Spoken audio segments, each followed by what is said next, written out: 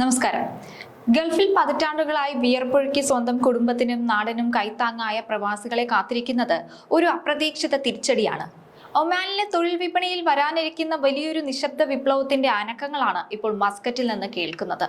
സ്വകാര്യ മേഖലയിൽ പരിചയസമ്പന്നരായ തൊഴിലാളികളുടെ സേവനം ഉറപ്പുവരുത്താൻ മുൻപ് നൽകിയിരുന്ന ഇളവുകൾ പെട്ടെന്ന് അവസാനിക്കുകയാണ്. ഇത് കമ്പനികൾക്കും പ്രവാസികൾക്കും ഒരുപോലെ തങ്ങളുടെ ഭാവി പദ്ധതികൾ പുനഃപരിശോധിക്കേണ്ട അവസ്ഥയാണ് കൊണ്ടെത്തിച്ചിരിക്കുന്നത്. ഒമാനിൽ 60 വയസ്സിന് മുകളിലുള്ള പ്രവാസി തൊഴിലാളികൾക്ക് വർക്ക് പെർമിറ്റ് പുതുതായി അനുവദിക്കുന്നതും നിലവിലുള്ള പെർമിറ്റുകൾ പുതുക്കുന്നതും നിർത്തിവെച്ചു.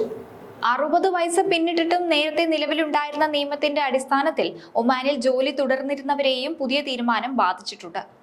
അടുത്തിടെ വിസ പുതുക്കുന്നതിനായി തൊഴിൽ മന്ത്രാലയത്തെ സമീപിച്ചപ്പോൾ അപേക്ഷകൾ നിരസിക്കപ്പെട്ടതായിട്ടാണ് പ്രവാസികൾ പറയുന്നത്.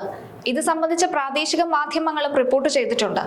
2022 ജനുവരിയിലാണ് ഒമാൻ പ്രവാസികളുടെ വർക്ക് പെർമിറ്റ് ഉണ്ടായിരുന്ന 60 വയസ്സെന്ന പ്രായപരിധി നീക്കം ചെയ്തത്. ഇതോടെ സ്വകാര്യ മേഖലയിലെ കമ്പനികൾക്ക് പരിചയസമ്പന്നരായ വിദേശ തൊഴിലാളികളെ 60 വയസ്സിന് ശേഷവും നിലനിർത്താൻ അവസരം ലഭിച്ചിരുന്നു. എന്നാൽ ഇപ്പോഴത്തെ നടപടി ഈ നയത്തിൽ വലിയ മാറ്റമാണ് വരുത്തുന്നത്. 60 വയസ്സ് കഴിഞ്ഞ തൊഴിലാളികളുടെ വർക്ക് പെർമിറ്റ് പുതുക്കുന്നതിനുള്ള അപേക്ഷകൾ തൊഴിലുടമകൾ സമർപ്പിക്കുമ്പോൾ തന്നെ നിരസിക്കപ്പെടുന്ന സാഹചര്യമാണ് നിലവിലുള്ളത്. പുതിയ തീരുമാനം തങ്ങളുടെ തൊഴിലും താമസസ്ഥിതിയും സംബന്ധിച്ച് പ്രവാസികൾക്കിടയിൽ വലിയ അനിശ്ചിതത്വമാണ് ഉണ്ടാക്കുന്നത്. അതേസമയം ഇത് സംബന്ധിച്ച മന്ത്രാലയത്തിന്റെ ഔദ്യോഗിക ഉത്തരവിന്റെ കൂടുതൽ വിശദാംശങ്ങൾ ലഭ്യമായിട്ടില്ല. വിസ പുതുക്കി ലഭിക്കാത്തതിനാൽ പലരും നാടണയാനുള്ള ഒരുക്കത്തിലാണ്. അല്ലാത്തപക്ഷം വർക്ക് പെർമിറ്റ് ഇല്ലാതെ ഒമാനിൽ തുടർന്നാൽ നിയമ നടപടികൾ നേരിടേണ്ടതായി വരും.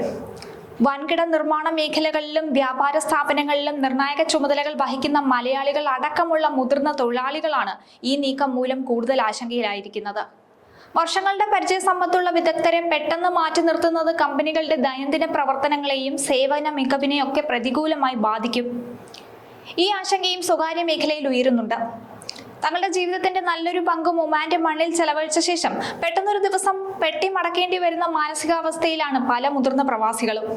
താമസരേഖകൾ നിയമവിധേയമാക്കാൻ സാധിക്കാതെ വന്നാൽ നേരിടേണ്ടി വരുന്ന നിയമപരമായ സങ്കീർണതകളും വലിയൊരു ഭീതിയായി ഇവരുടെ മുന്നിൽ നിലനിൽക്കുന്നുണ്ട്. പ്രവാസികളുടെ അധ്വാനവും അനുഭവ സമ്പത്തും രാജ്യത്തിന്റെ വളർച്ചയിൽ നിർണായക പങ്ക് വഹിച്ചിട്ടുണ്ട്. അതുകൊണ്ട് തന്നെ പ്രവാസി സമൂഹത്തിന് അന്തസ്സോടെ വീടുകളിലേക്ക് മടങ്ങാനുള്ള സാവകാശവും വ്യക്തമായ മാർഗനിർദ്ദേശങ്ങളും മന്ത്രാലയത്തിന്റെ ഭാഗത്തു നിന്നുണ്ടാകുമെന്നാണ് പ്രവാസി ലോകം പ്രതീക്ഷിക്കുന്നത്. ഗൾഫ് നാടുകളിൽ നിന്നുള്ള പ്രവാസി പണമാണ് പതിറ്റാണ്ടുകളായി കേരളത്തിന്റെ സാമ്പത്തിക അടിത്തറ നിലനിർത്തുന്നത്. 60 വയസ്സിന് മുകളിലുള്ള പരിചയസമ്പന്നരായ തൊഴിലാളികൾ നാട്ടിലേക്ക് മടങ്ങി വരുമ്പോൾ ബാങ്ക് നിക്ഷേപങ്ങളിലും ദൈനംദിന വിപണി ഇടപാടുകളിലും കാര്യമായ കുറവുണ്ടാകും. ഇത് സംസ്ഥാനത്തിന്റെ GDP, ഉപഭോഗ വിപണി, റിയൽ എസ്റ്റേറ്റ് മേഖല എന്നിവയെ നേരിട്ട് ബാധിക്കുകയും പ്രാദേശിക സമ്പദ് വ്യവസ്ഥയെ വലിയ മാന്ദ്യത്തിലേക്ക് തള്ളിവിടാൻ സാധ്യത ഉള്ളതുമൊക്കെയാണ്.